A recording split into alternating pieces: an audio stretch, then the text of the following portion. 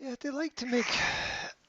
everyone likes to think that they made the decision themselves, and this is the tricky and complicated part, understanding that we do make the decision ourselves, but we usually base the decision on information shared with us either by someone we know or from a source that maybe we don't know exactly where the information came from, but it's still useful anyway. Mm-hmm. And And yeah, important point to understand with that is there's a lot of promotion of the idea in the modern world that judgment is bad.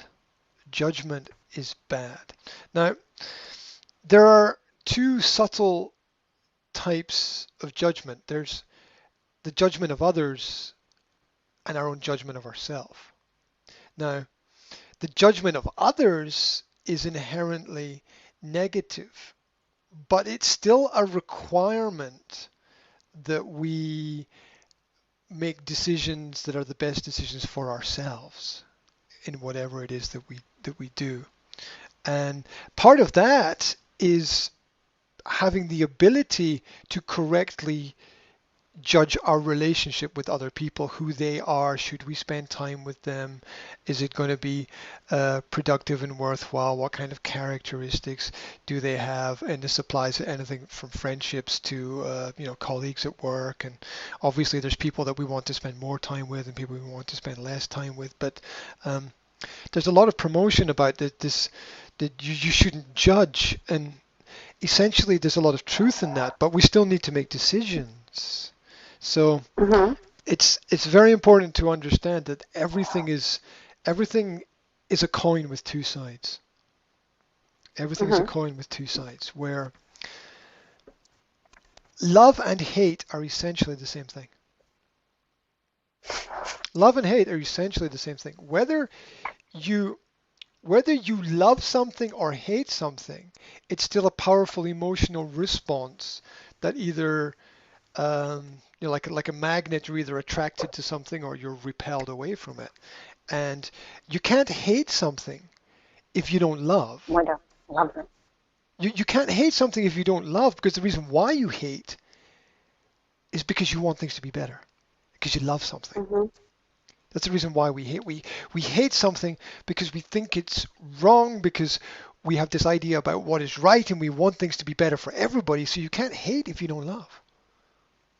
It's understanding what to focus on, right? When we make a mistake, you can focus on the mistake or the correction so that we don't make the mistake again. And like focusing on the hate is like focusing on the mistake.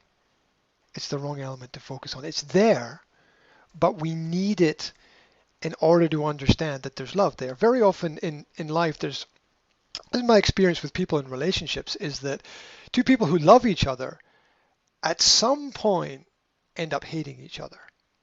And it's usually why Mm-hmm. relationships kind of break, and there's different levels of hate obviously, but people break up, right? They get together, but then they break up, and people say like the love turns to hate, but it's really the same thing that's going on. We want the best for the other person.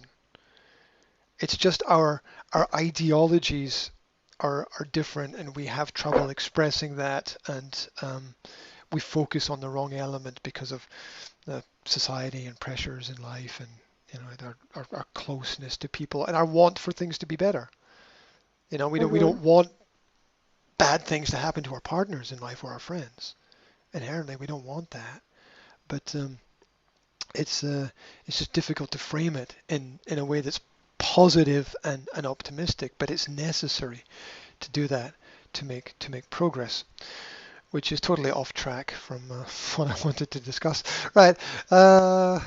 Where are we? Oh, the wheel. So